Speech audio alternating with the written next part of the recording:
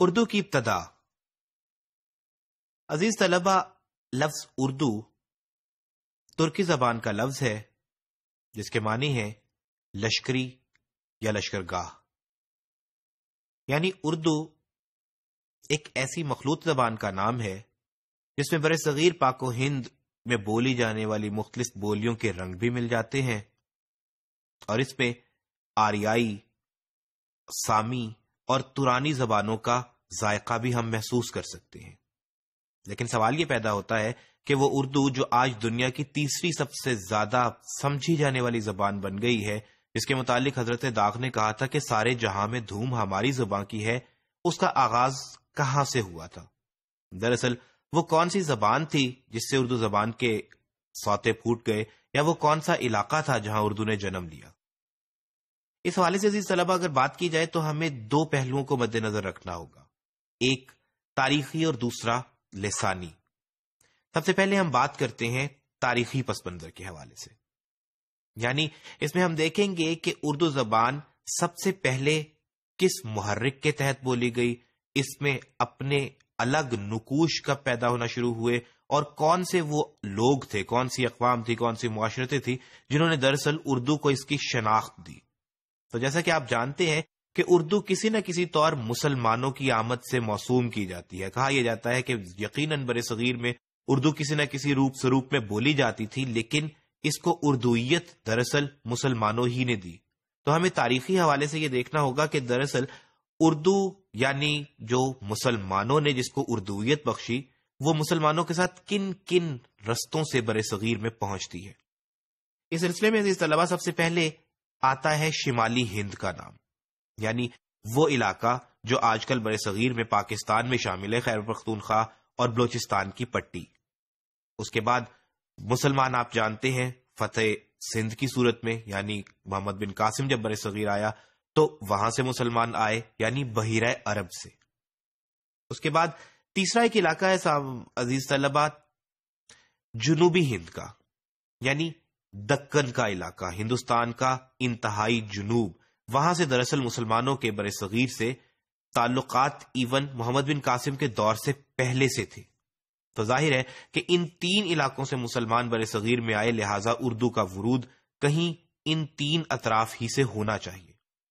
اس کے بعد دوسرے مرحلے پر عزیز طلبہ ہم دیکھتے ہیں لسانی پس منظر، یعنی کون سی زبانیں ہندوستان میں بولی جاتی تھی، کون سی زبانیں ہندوستان میں باہر سے آنے والوں کے ساتھ، حملہ آوروں کے ساتھ آئیں۔ اگر ہم اس اعتبار سے دیکھیں تو سب سے پہلے، یعنی کم و بیش آج سے 2500 سال قبل سکندر اعظم برصغیر آیا تھا۔ وہ پوٹوہاری علاقے تک پہنچا، کہا جاتا ہے کہ جہلم تک پہنچا، تو جس زبان سے اس کا پالا پڑا تھا اسے اس وقت ہند کی اور آج ہند کو کہا جاتا ہے، یعنی یہ وہ زبان تھی جسے ہند کی یا ہند کو کہہ سکتے ہیں۔ یہ زبان جب تھوڑی سی تبدیلی کے ساتھ وسطی ہند کی طرف بڑھتی ہے تو ہم اسی زبان کو ہندی یا ہندوی کہنے لگتے ہیں، اور پھر یہ زبان جب دارالخلافہ تک پہنچتی ہے تو اسے دہلوی کا نام دیا جاتا ہے۔ اگر ہم وسط سے ہٹتے ہیں تھوڑا سا تو اسے گجرات میں گجری یا گوجری کے نام سے موسوم کیا جاتا ہے، اور جب ہم انتہائی جنوب میں پہنچ جاتے ہیں تو یہی زبان تھوڑی سی مزید تبدیلی کے نتیجے میں دکنی یا دکھنی کہلاتی ہے۔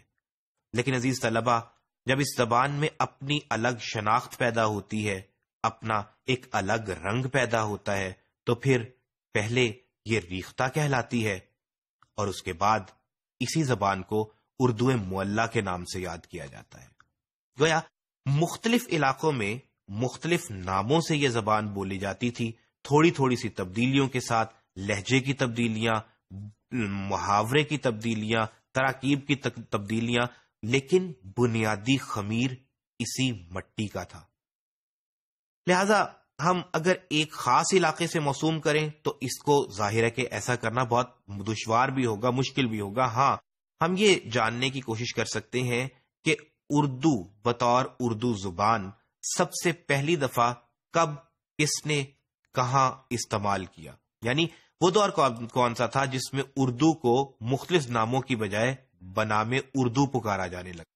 تو اس کے حوالے سے عزیز طلبہ مختلف محققین نے مختلف قسم کی تحقیقات کی ہیں، لیکن ہمارے سامنے جو سب سے زیادہ مستند صورت آتی ہے وہ یہی ہے کہ مصحفی ایک شاعر گزرے ہیں جنہوں نے اپنے ایک شعر میں اردو کا استعمال کیا، اور یہ کم و بیش 1781 کا دور بنتا ہے جب انہوں نے یہ شعر استعمال کیا. اور وہ شعر کیا تھا کہ خدا رکھے زباں ہم نے سنی ہے میر و مرزا کی، کہیں کس منہ سے ہمیں مصحفی، اردو ہماری ہے. یعنی اردو 1781 سے قبل اپنی ایک باقاعدہ شناخت پیدا کر چکی تھی.